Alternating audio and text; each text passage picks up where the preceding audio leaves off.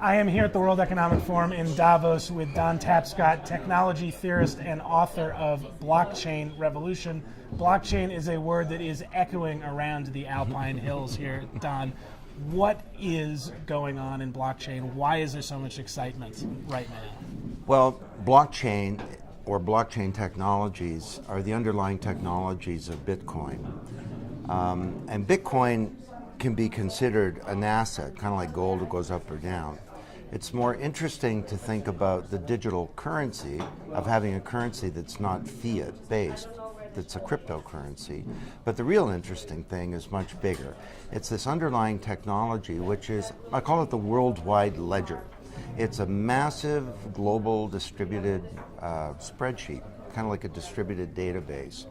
And it can record any structured information. So it can record a transaction. I just paid you $100. But it could also record a marriage license, and it has. It could record a land title. It's a huge problem in the world because most land titles are corruptible. Mm-hmm. It could record the fact that that light purchased some electrical power from a power grid and paid for it. So this is an extraordinary thing, and the excitement is twofold.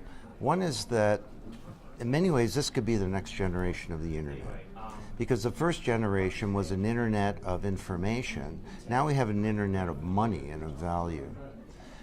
But there's a lot of excitement too from the financial services industry as they begin to think, well, this technology, rather than disrupting us or disintermediating whole parts of banking, could be used to radically change the whole technology infrastructure for the banking system. Let's talk about that in two parts. So one part is the threat to the banks of disruption. The threat that banks do a lot of things, but one of the core functions of a bank, holding accounts, recording payments between account holders, making transfers to different banks, that system could be disrupted. What is do you anticipate that happens in the near term? Will we see Bitcoin as a potential disruptor in that sense?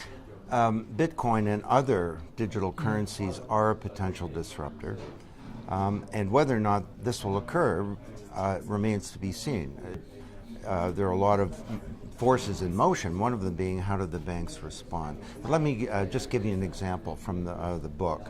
Annalee Domingo is a housekeeper in Toronto. And for 20 years, she gets on the bus once a month and she goes for an hour and a half to the shopping mall where the Filipino Western Union office is. And they specialize in the Filipino diaspora. She pays her $200. She gets charged over 10%. It takes about 5-6 hours of her month. Now Annalee takes her mobile device, hits $200, hits a button, and the funds get transferred to her mom in Manila, and she gets charged 0.25%. It doesn't take 4 to 7 days. It takes a millisecond. And this is because, what does that have to do with? Well, this is all blockchain? Technology that's based on blockchain, and there's a digital currency that's underlying, but the foreign exchange is all handled. So her mom actually receives Filipino pesos when a teller, so kind of like an Uber driver, shows up, and there are thousands and thousands of these certified tellers, and they show up and they give her physical money. Now, to your question, that's a $500 billion industry that could be undermined by this technology. But fundamentally, if you're transferring money at both ends of that transaction, you're still in the banking system. She's got to get dollars from a bank. The dollars either exist as Federal Reserve notes or they exist as electronic credits in a bank account that's hooked up to the dollar system. And on the other side, the same is true of the pesos. You're only really taking a piece of that instead of dealing with the whole thing. And I don't see something like Bitcoin replacing the traditional fiat currency systems.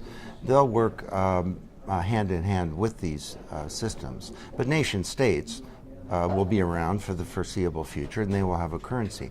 Now, on the other hand, we're looking at the central banks doing some interesting things. I've talked to 2 central bankers since I've been here, and they're both aggressively looking at the idea of making a national currency being a truly digital currency using blockchain technology. So in effect, the record of who owns the currency or who holds the currency is part of a global ledger. Exactly. So you're looking at the digital pound or the digital dollar.